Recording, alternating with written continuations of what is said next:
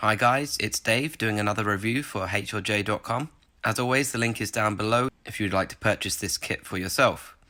Today I have another Hexa gear, a transformable battle mecha, the 1/24 scale Aerial Fighter Woodpecker. As always, this figure enables free customization through its 3mm diameter joints on arms and legs, so you can equip frame arms and other weaponry with 3mm ports onto the kit. The Woodpecker's cockpit opens and closes, and the included early governor has a newly designed head sculpt so that it can ride inside. Now before I look at articulation, let's look at the manual. These are the runners in the kit. As you can see, it doesn't look like there are too many, but actually there is two of the E runner, and these parts are all very small, so really it does actually take quite a while to build this little guy. Furthermore, there are parts in here for a governor, so a governor is included in this A runner right here. Moving on, when you first start making this kit, you have to make a choice. Do you want to have the normal type, or do you want to have the open cockpit type? Now, why would you need this? As you can see here, it's for use with frame arms girl kits. And what that allows you to do is have more space and a bigger head inside the woodpecker. However, I skipped these phases because we are going to be building it as shown on all of the pictures like so. As you can see, each one of these has legs sticking out of it. And that is because, yes, you do get, as I said, the governor. So it's just a very normal standard governor. The early governor, once fully assembled, you can put him inside the woodpecker. So yeah, the governor comes with the connecting part, which is the hexagram. This is always held on the runner for the arms. So if you don't know where to look for it, that's where it's going to be. And it sometimes is quite hard to find. I can remember my first time building a governor, I was really like, where the hell is this thing? So as with many of the kits that we do for Hexa gear, there are obviously customization options. Here you can see that they show you a suggested customization you can use, but that would be contained, these legs are contained in a separate kit. And there are options for putting this little guy on a mount. One last thing from the manual is the color guide. As always, nice and detailed. And you can see here that the grey parts are definitely not replicated on the actual woodpecker itself. So it's just that standard blue color, and actually it's the same color as the bulk arm alpha. And as always with these kits, you get an archive card. So let's have a look at some articulation. Just something I want to note straight away is that you may notice in the pictures, and in my ones too, that this is pretty much as symmetrical as you can get the legs. And this is because if you look here, when you move one, the other one pushes it. So, and it's just because here you push that, it'll move it the other way. It's just the way that the joints work, sandwiched in between this type of guard at the bottom. So you'll always see in the pictures he'll have like one leg standing a bit forward or one further back, and it's just because one's got a type of be a little bit more slanted. If we look under here, these are all, on both sides, it's this type of mechanism. So you've got really good range of motion to move these around, but these little ball peg hands are just useless putting into these type of triggers here. Even on the other side over here, the hand isn't, there you go, it's not fully in the socket. I've just when I pose it, I make it look like it is. It's too difficult. Well, you could do it, but for me, it's just something that's it's taking too much time.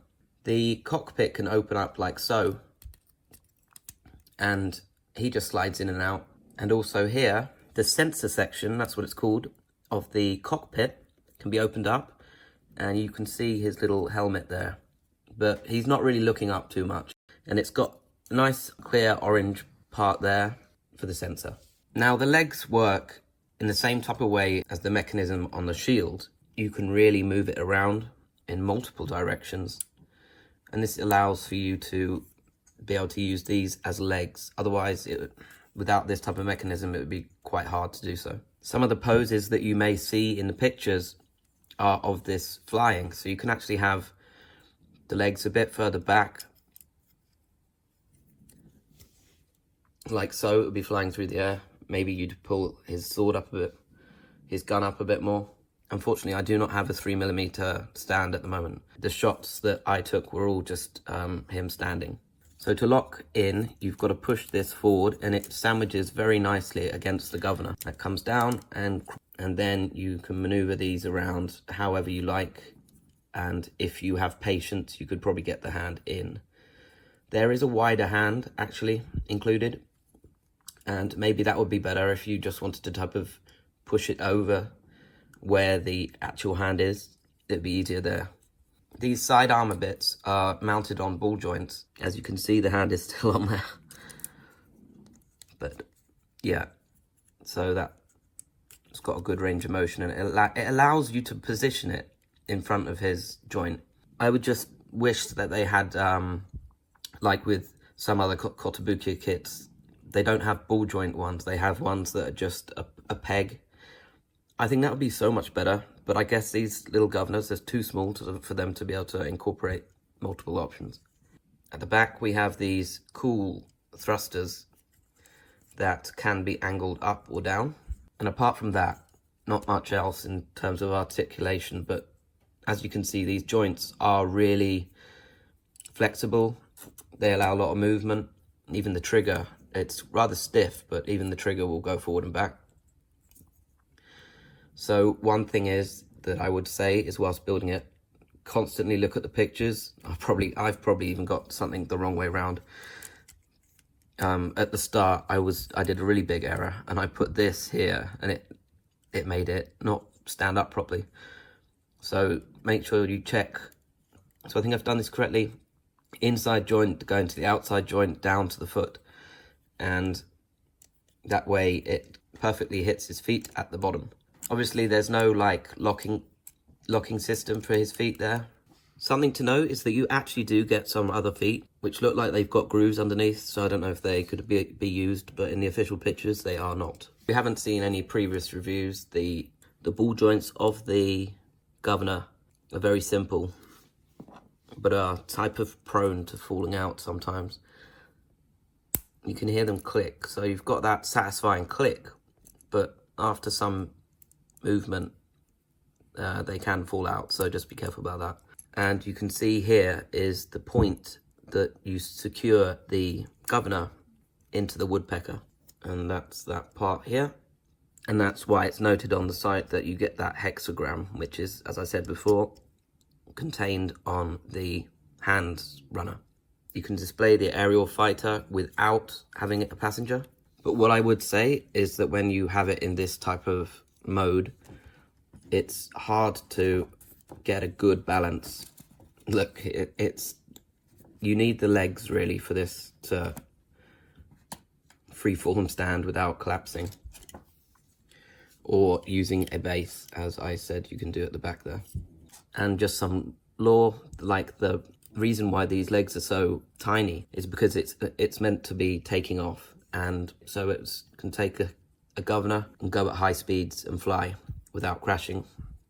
And as you probably have seen with some of the other Hexa mechs, they're a lot more bulky, and I doubt they'll be able to fly with the thrusters as small as these. So there, I type of managed to get him to stand up, but it's only when you put the legs at, you could do legs at really crazy angles. But yeah, so I would not recommend using this without the governor inside, because it's quite frail. So actually, with a bit of patience, you are able to get him to stand up somewhat.